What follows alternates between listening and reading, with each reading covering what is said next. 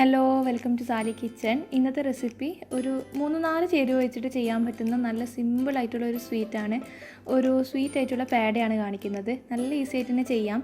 നമുക്ക് തീയൊന്നും കത്തിക്കേണ്ട ആവശ്യമൊന്നുമില്ല, ഗ്യാസിൻ്റെ ആവശ്യമേ ഇല്ല. ഇപ്പം ഇതൊക്കെ വരികയാണെങ്കിൽ നമുക്ക് ഉണ്ടാക്കി വെക്കാൻ പറ്റിയ ഒരു സ്വീറ്റ് തന്നെയാണ്. അപ്പോൾ എങ്ങനെയാണ് ഇത് ഉണ്ടാക്കിയെടുക്കാൻ നോക്കാം.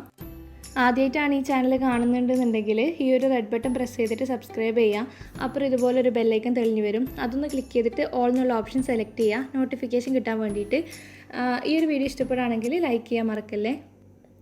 അപ്പോൾ അതിന് വേണ്ടിയിട്ട് ആദ്യം നമുക്കൊരു മിക്സിയുടെ ജാറിലേക്ക് 1/2 കപ്പ് തേങ്ങ ചിരവിയെടുത്തതാണ് ചേർത്ത് കൊടുക്കേണ്ടത്.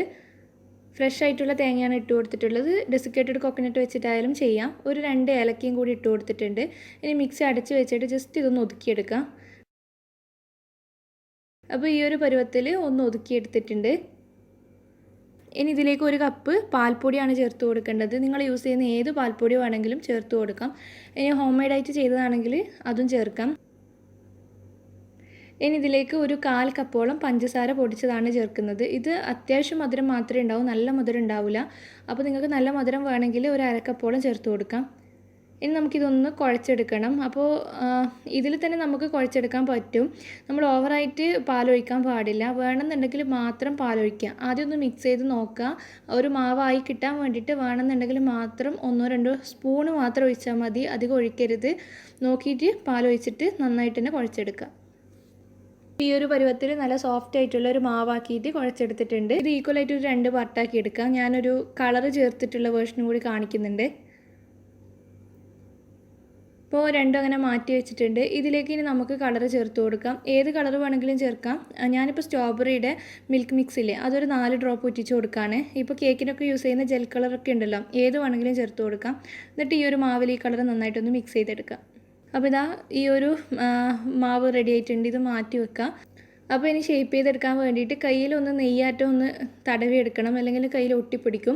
എന്നിട്ട് കുറച്ചങ്ങ് എടുത്തിട്ട് നിങ്ങൾക്ക് ഇഷ്ടമുള്ള ഏത് ഷേപ്പിൽ വേണമെങ്കിലും ആക്കിയെടുക്കാം. ഞാനിപ്പോൾ ഈ ഒരു രീതിയിലാണ് ചെയ്യുന്നത്. ഈ ഒരു രീതിയിലാണ് എല്ലാം ചെയ്തെടുക്കുന്നത്. നമ്മൾ കളറ് ചേർത്ത് മിക്സ് ചെയ്തതും ഇതുപോലെ തന്നെ ചെയ്തെടുക്കാം. ഇപ്പോൾ എല്ലാം ഒന്ന് ഷേപ്പ് ചെയ്തെടുത്തിട്ടുണ്ട്. ഇത്രയേ ഉള്ളൂ, നമ്മുടെ പാഡ് ഇവിടെ റെഡി ആയിട്ടുണ്ട്. പിന്നെ ഒരു കാണാൻ ഒരു ലുക്കൊക്കെ കിട്ടാൻ വേണ്ടിയിട്ട്, പിന്നെ ഉള്ളിൽ തേങ്ങ ഫ്ലേവറാണല്ലോ, അപ്പോൾ പുറത്തൊരു റാഫല്ലോ ലുക്കൊക്കെ കിട്ടാൻ വേണ്ടിയിട്ട് കുറച്ച് ചിരവിയ തേങ്ങ എടുത്തിട്ടുണ്ട്. അതിൽ ഇതൊന്ന് ഇതുപോലെ ഒന്ന് ജസ്റ്റ് ഒന്ന് കവർ ചെയ്തെടുക്കുക. അപ്പോൾ ഇതുപോലെ കാണാൻ നല്ല ഭംഗിയുണ്ടാവും ഇങ്ങനെ ചെയ്ത് കഴിഞ്ഞാൽ. അപ്പോൾ ഒന്ന് ട്രൈ ചെയ്ത് നോക്കുക, എന്നിട്ട് ഫീഡ്ബാക്കൊക്കെ പറയാം. പിന്നെ തേങ്ങ ചേർത്തതുകൊണ്ട് ഓവറായിട്ട് ഒരുപാട് കാലം നമുക്ക് സൂക്ഷിക്കാൻ പറ്റില്ല. ഫ്രിഡ്ജിൽ വെക്കണം കേട്ടോ, പുറത്ത് വെക്കരുത്, പെട്ടെന്ന് കേടാവും. ഒരാഴ്ച വരെയൊക്കെ നമുക്ക് ഫ്രിഡ്ജിൽ സൂക്ഷിക്കാം. അപ്പോൾ വീഡിയോ ഇഷ്ടപ്പെടുകയാണെങ്കിൽ ലൈക്ക് ചെയ്യാനും ഷെയർ ചെയ്യാനൊന്നും മറക്കരുത്. സബ്സ്ക്രൈബ് ചെയ്യാത്തവരാണെങ്കിൽ ദയവായിട്ട് സബ്സ്ക്രൈബ് ചെയ്യട്ടോ. താങ്ക്